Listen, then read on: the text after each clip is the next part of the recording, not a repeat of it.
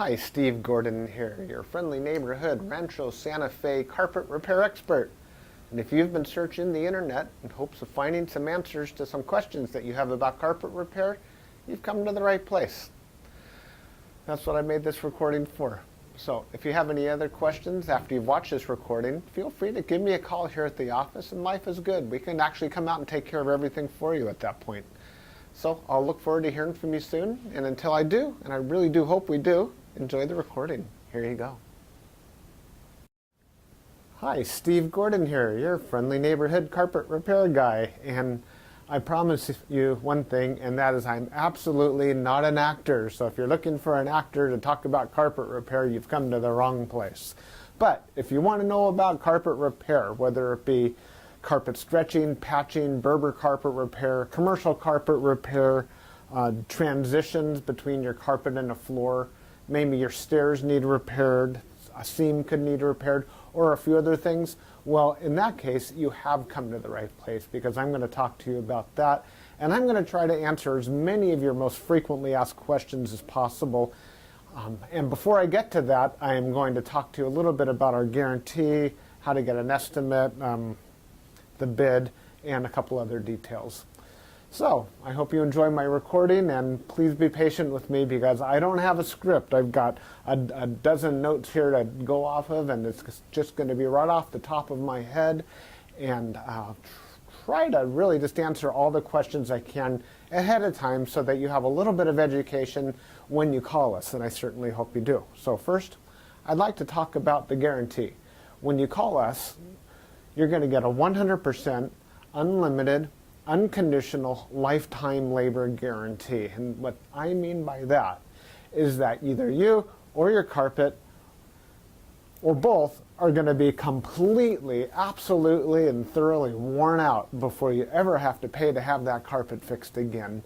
So again, 100% unlimited, unconditional lifetime labor guarantee, that's forever.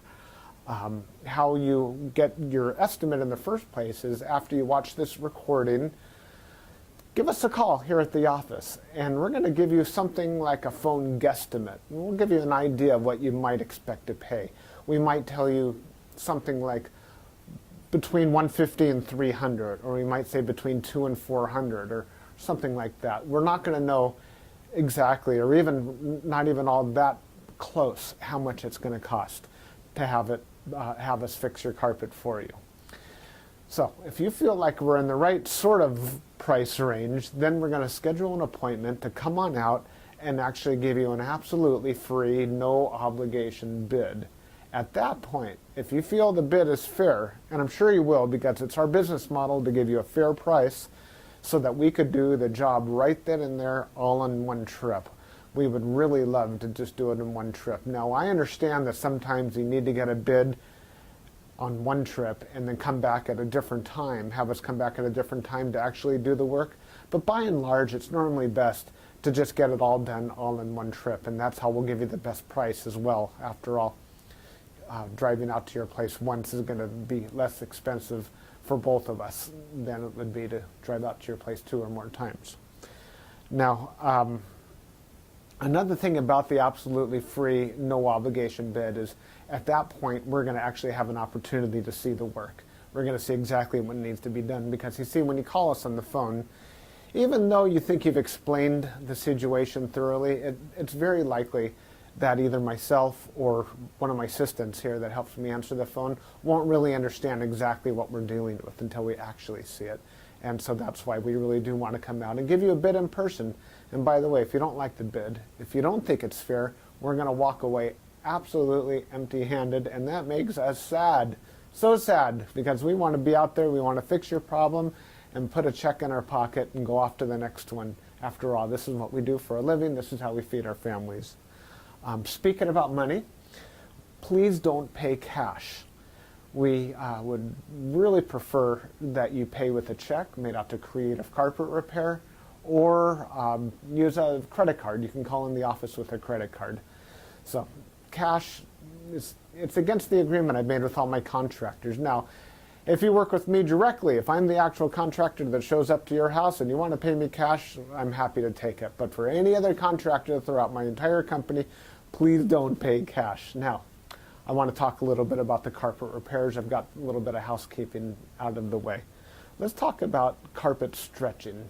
Most people wonder why their carpet is all rippled up. So if you look out at your carpet and you see more waves than the ocean, or it's more rippled up than you can believe, and there's peaks and valleys in your carpet and you're getting seasick just looking at it, or if it's a trip hazard, there's a real good chance that your carpet was never stretched in tight enough to begin with. You see, whoever stretched your carpet the first time around more than likely didn't use a power stretcher. Now what a power stretcher is a pole that it butts up against one wall on one side of the room, and this pole runs all the way across the room to a head that's on the other side. And when we push down on this handle, the carpet gets stretched, and it gets stretched so tight that we have no doubt at all that we're going to be able to live up to that unlimited, unconditional lifetime waiver guarantee. That carpet will never ripple up again. You have my absolute word of honor on that. And if I'm wrong, we'll do it again for no charge at all. When we stretch carpet in a room, it's always best to have the room completely empty. We can empty the furniture out of the room for you if that's what you need, but more often than not, the customer will want to get as much as possible out of the way. Now, don't strain yourself. Don't go moving a giant king-size bed or a dresser that weighs, more than 10 elephants. That's not cool. We have special tools. We have these sliders that we can put underneath the legs of the furniture. So even if your dresser weighs a couple hundred pounds and is harder than heck to move, we get those sliders underneath there, and we can move that stuff around if that's what we need to do. So don't strain yourself moving the furniture.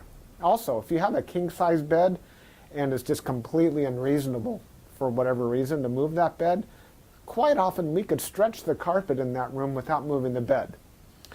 It's a lot more work. Those poles that I spoke about, they go actually underneath the bed, so we stretch the carpet right underneath the bed to the other wall. And it's a lot harder. It takes us a lot more time and effort, but it can be done. So that's a little bit about carpet stretching. We use a power stretcher. We don't just kick it in with our little Susie Homemaker little knee kicker, and it leaves a little bit of extra carpet at the end. We cut off that excess, and you'll see how much carpet we cut off when we're done. We throw it in a bag, and we tuck in the carpet along the edge, and boy, life is good. It looks so much better. One thing that you might be aware of when we finish, though, is if you had large ripples, the carpet could be soiled along the top ridge of those ripples more than at the valleys, and that makes sense. Where you're walking, that's where it's going to get more dirt. So after you stretch the carpet is a real good time to have the carpet cleaned.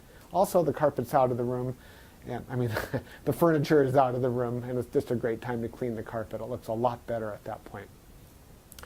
Mind you, like I said, this is unscripted, so I'm just going to talk to you about carpet repair. Now let's talk about Berber carpet repair for a minute. Berber carpet repair has rows. Well, Berber carpet has rows.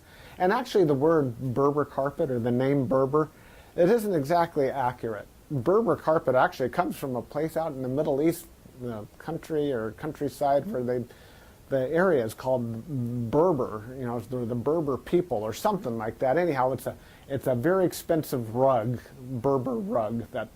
That's the actual meaning of the word Berber rug.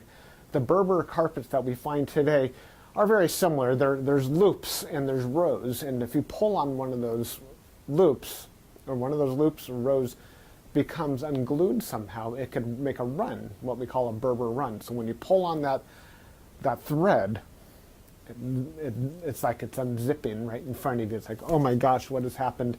I've got this zipper run going all the way across the room. Now your higher end Berber carpet, that doesn't likely happen. It almost never does. But the lower end, middle of the road and lower end Berber carpet runs all the time. So when we fix a Berber carpet, what we're going to want to do is take out the bad area and patch a new piece in there. Sometimes we could actually weave a little bit of some new loops right into the place where that carpet has come unfurled. But more than likely, we're going to want to put in a Berber patch in that area. One reason that Berber comes apart at the seams is because the carpet was never sealed at the seams well enough to begin with. Your carpet installer that originally installed that carpet was supposed to use a latex sealer or even a glue gun or something to seal the edges of the carpet.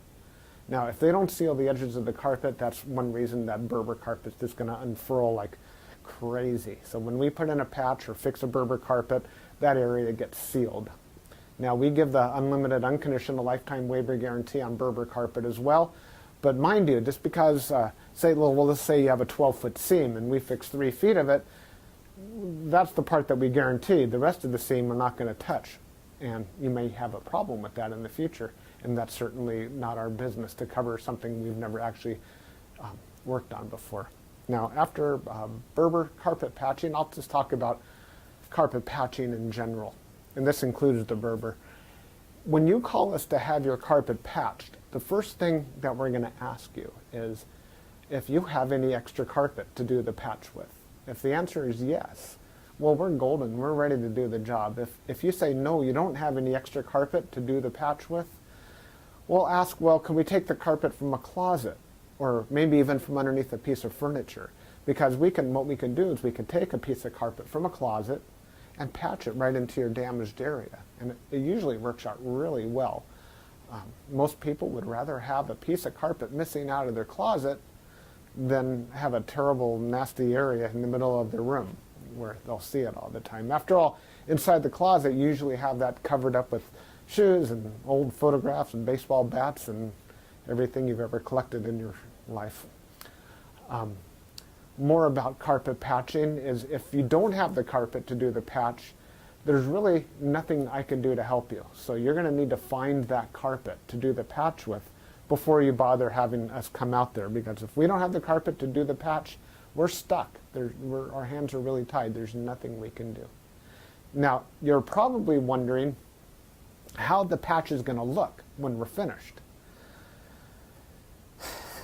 It's real hard to say, especially in a recording like this. So just between you and me and a million of our closest friends here watching this recording through time, that patch is likely to be visible. You see, if you take a piece of carpet that's never been walked on, it's never been soiled, it's never seen the light from the window coming in so it hasn't faded out, and you take that brand new looking type of carpet or piece of carpet and patch it in to an area that has been worn, it has been soiled, it has been faded out by the sunlight, well, certainly you're going to see the difference between the new carpet and the older carpet because it's patched right in the middle there. Certainly it's going to look a lot better than the situation you probably have right now, but patches are visible. Another reason a patch might be visible would be because, well, thick carpet, thick nap or plush carpet hides the seams quite well. A short nap carpet, like a Berber carpet, for example, or any of the commercial type carpets, they're very short nap. They show the seams far more.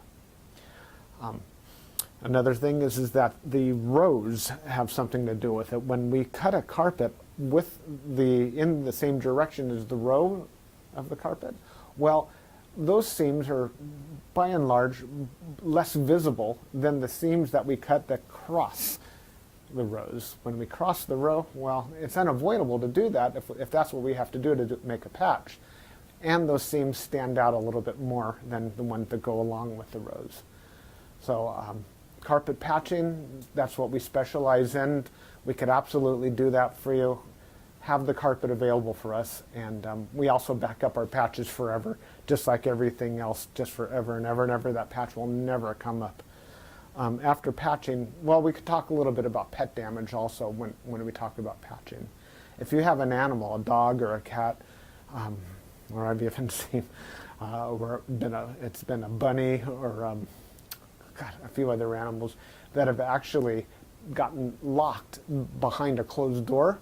What'll happen is they'll get that separation anxiety and they'll try to dig their way out and they'll just rip the heck out of the carpet. That's one of the main reasons we'll do carpet patching. If that's the case, well, certainly it's just like any other patch. You supply the carpet, we'll put it in. However, if that animal didn't tear up the carpet, if they actually urinated on the carpet, there's a whole other thing we can do about that, and I'm going to need your help for that. What we'll do is we're going to ask you to go to the pet store or go online and buy twice as much of a product as you think you're going to need, maybe 4 times as much, to actually kill the odor. Now, the product I'm talking about is actually an enzyme, and what we'll do is we'll pull back the carpet, we'll remove the padding, clean the floor, and you'll pour this enzyme onto the floors underneath it all. And that enzyme will eat up all the proteins that contribute to the smell of the urine in your carpet. Then we'll put in new padding, and you'll pour that enzyme cleaner all over the backing of the carpet as well at that time. I'll reinstall the carpet, and then one more time we'll use that cleaner, and we'll just soak that area of the carpet with that enzyme one more time. And that's likely to kill the scent altogether. That smell should be completely gone. If not, it's probably because your animal found another place that you don't even know about, and I'm sorry about that. There's nothing we could do about your animal. Now that we've spoken about pet damage, I like to talk about carpet to floor transitions. A lot of people call us because they put in a new floor. Maybe it's a tile or a wood floor, and their carpet now needs to be finished along that edge. More often than not, we don't need to put in any kind of metal there. There's a lot of different types of situations where you do want a metal. If you have an apartment building and you want the carpet to last a long time, between the carpet and, say, for example, a linoleum floor, we could put some metal there. There are flat metals. They're the type of metals that they're called, I've called them beat-down metals before. I'm not sure exactly what they're called. Beat-down metals, they're golden, they're silver, and the carpet goes right in there and it gets hammered down, gives a nice clean edge, and it protects the edge of the carpet for a very long time. But if you're like most homeowners, that's not why you're calling us for a transition. You're calling for the transition because you just put in a nice marble or travertine floor, or maybe a wood floor. And so what we'll do with that is we're going to pull back the carpet and put in a new tack strip right up alongside that floor. Now that floor is going to be holding the place as if it were a wall. So here's your floor, here's your tack strip right in front of it. We're going to pull the carpet over that tack strip and tuck it in right there. So all you're going to see is a nice smooth transition between the carpet and the floor. Now, many times when you put in a new floor, it's important to put in some work into the subfloor underneath, and that might include using hardy backer or some other type of material that raises the floor up even higher than it would have been. So let's just say, for example, you've got a 1/2 inch new tile and another 1/4 inch of underneath there of a hardy backer, or it could even be more. It could be 3/4 of an inch altogether, or even more, that is higher than the carpet. That's extreme. It's usually not that high, but let's just say it is. If we just bring the carpet up and end it right there, well, you're going to stub your toe against that thing. You're going to be cursing to holy high heaven every time you do that. It's just not fun at all. Trust me, it's not. You'll understand if you ever do that. What we're going to want to do in that case is one of two different solutions. We're going to do one of two solutions. One is we can pull back the carpet quite far and use a product like a Fix-All, which is a very fine cement type product. And we're going to feather in a nice ramped area, so we raise the level of the floor slowly up to meet it. What's great about that is the floor and the carpet will be at the same level, then you won't stub your toe. What's not so great about that is when you're walking up that little ramped area, well, you feel like you're walking uphill. There's really no way around that I know of outside of pulling out all your carpet and floating a whole new layer of concrete, self-leveling concrete on the entire concrete floor and underneath.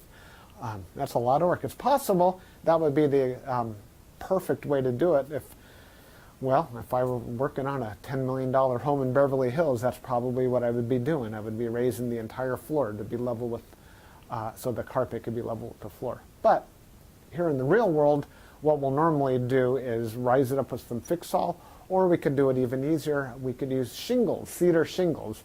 Cedar shingles are about that long, and that makes a nice little ramp up. And it normally works just beautifully. It's quick, it's easy, we can get it all done in one trip. So we're going to raise the level of the carpet right up to the level of the floor, and you're just going to be happy as can be about that. Some transitions are round, curved. Other transitions could be squared. We can do, there's 100 types of transitions out there. And if you look on the internet under carpet to floor transitions, you're going to see a lot of examples. Perhaps even on my website, you can see some other examples. And so when you call us, you can explain what you're dealing with, and that would help us with the program here. Stairs. So, do you have a problem with the carpet on your stairs? I did a job like this just today, where the cat had actually torn away the corners of almost every stair all the way up the stairway. The lady was not happy about this. My solution to this was that, well, first of all, I asked her, do you have any extra carpet? And the answer was yes. You can take the carpet out of a closet. And I told her, well, you're going to have carpet missing out of a closet. And she said, well, that's fine. You can put this carpet in the closet. So she had something that didn't match at all. And she didn't mind because, well, she just didn't care that the carpet in the closet didn't match halfway through. So I took the carpet out of the closet. And the first thing I did is I completely replaced the first two stairs. Because after all, the first stair or two wears out faster than everything else anyhow. And those first two stairs were pretty trashed. Instead of just fixing the little corners, just replace the entire stair if you can. It'll make a world of difference to have something new there. With all the rest of the stairs, I just did these little bitty patches all the way up one side and all the way down the other. And it was just beautiful. I think it gave her probably another 10 years of life to her carpet to fix those stairs.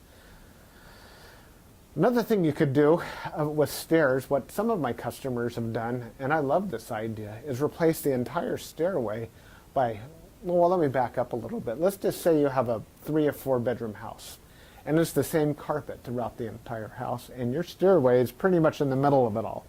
And if you replace the carpet on your stairs, well, it's going to be a slightly different color than the rest of your carpet, and that's going to look low class, and we don't like that, do we? No, we don't. What I would suggest in that case is that we take the smallest room in the house, maybe a small bedroom or nursery, and pull the carpet out completely from the smallest room in the house and buy new carpet for that room. Then we have maybe a 12 by 12 piece of carpet, and we can replace the entire stairway with that carpet. That way it matches the entire rest of the house except for that one room. That'll easily save you $4,000, $5,000, $6,000, $7,000 right there. And it's a lot less work too. So I like that idea. You get a whole new stairway. A lot of people, you walk in the front door and there's the stairway right there. If the stairs look bad, it's hard to recover from that first impression. So take my word for it. That's a really great way of going. Now stairs. Commercial carpet repair. If you have commercial carpet and that needs to be repaired, it either has ripples and waves or it needs a patch. If it's rippled, it might need to be stretched. We've already talked about carpet stretching. On the other hand, it might have a different issue. It could be your commercial carpet was glued down to concrete to begin with. If that's the case, what we do is we actually take a knife and we just cut right down the middle of those ripples, cut right down those bubbles, and we will re-glue the carpet right underneath there and smush it all down. And believe it or not, those bubbles are going to be completely gone. They might be completely invisible when we're finished. You won't even see where we cut it, because where we cut it is exactly where we put it back together. The carpet will be nice and tacky before we push it back down. It's a great solution. But if the carpet needs to be stretched, well, we have to get the power stretcher out, and we'll fix it up that way.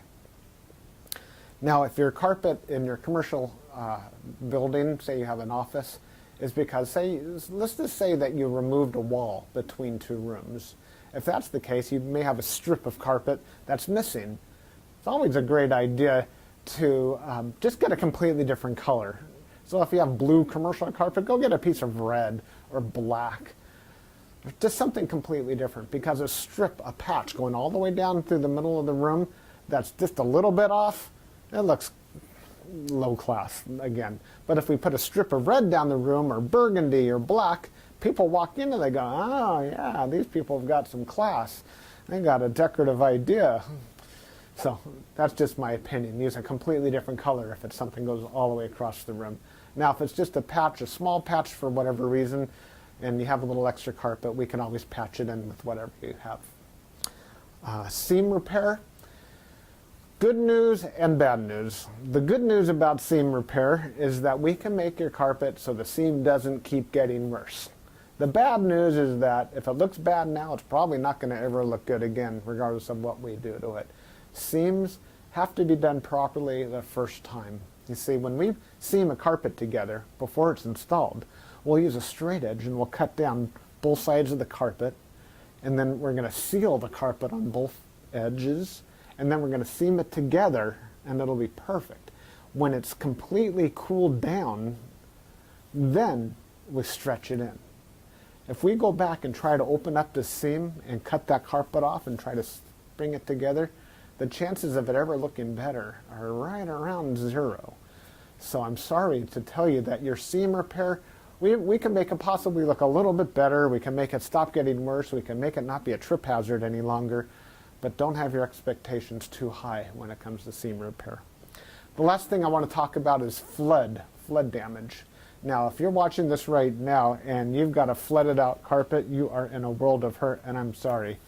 The first thing I would do if I were you is probably have about 3 fingers of scotch. And then I would go ahead and get an extractor, like a hot water extractor. You can rent them at the just about any rental yard, and just start extracting all the water. Pull back the carpet, get rid of all the padding that's underneath your carpet.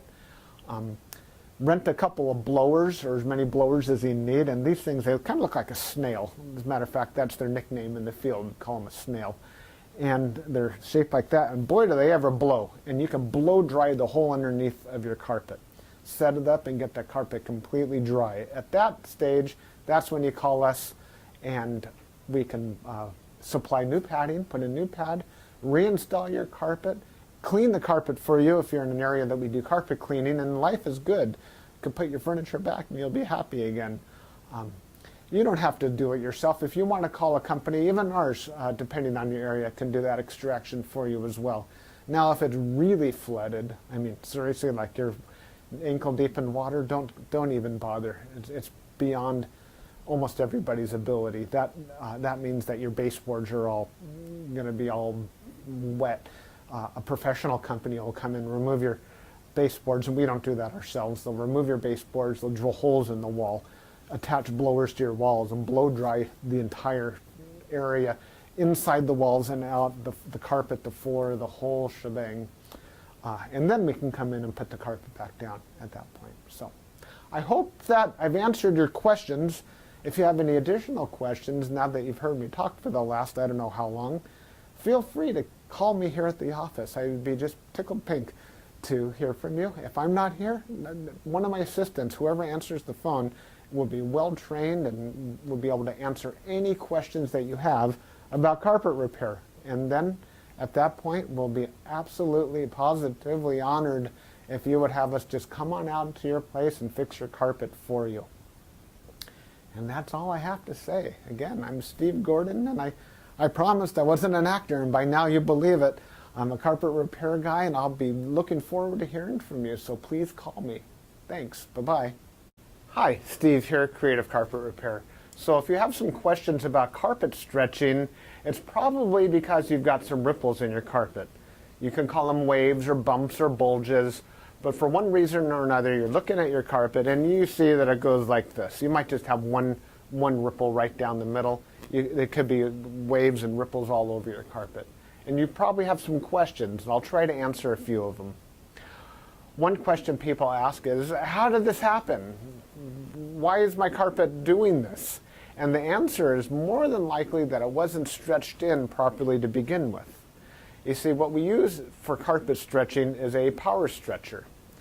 If we use a power stretcher, we can stretch the carpet so tight that it'll never come up again. You see, a power stretcher butts up against one wall, it goes all the way across the room, and it has a head on the other side. And when we push down that lever, man, it stretches that carpet tight. So we give you a 100% unlimited, unconditional, lifetime labor guarantee that that carpet, it will never need to be stretched again if you go ahead and hire us to restretch your carpet. Another question people generally have is, how much will it cost to have your carpet stretched? If that's you, you've come to the right place. What we normally do is wait for you to call, and then we'll give you a general ballpark guesstimate over the phone. It'll be a price range, and we won't really know how much it is until we show up. But some factors that might contribute to whether or not it'll be more or less expensive would be certainly the size of the room or the rooms. Do we need to take apart seams and put seams back together? How much furniture there is to move? Do we need to move anything real heavy? Maybe there's a piano or a pool table or up or downstairs, that sort of thing. So give us a call here. We can come on out and give you that absolutely free, no obligation bid. Do the job right then and there and back it up forever. And then, like I said, life is good. So give us a call. Thank you very much. And by the way, thank you for watching my video. Bye-bye.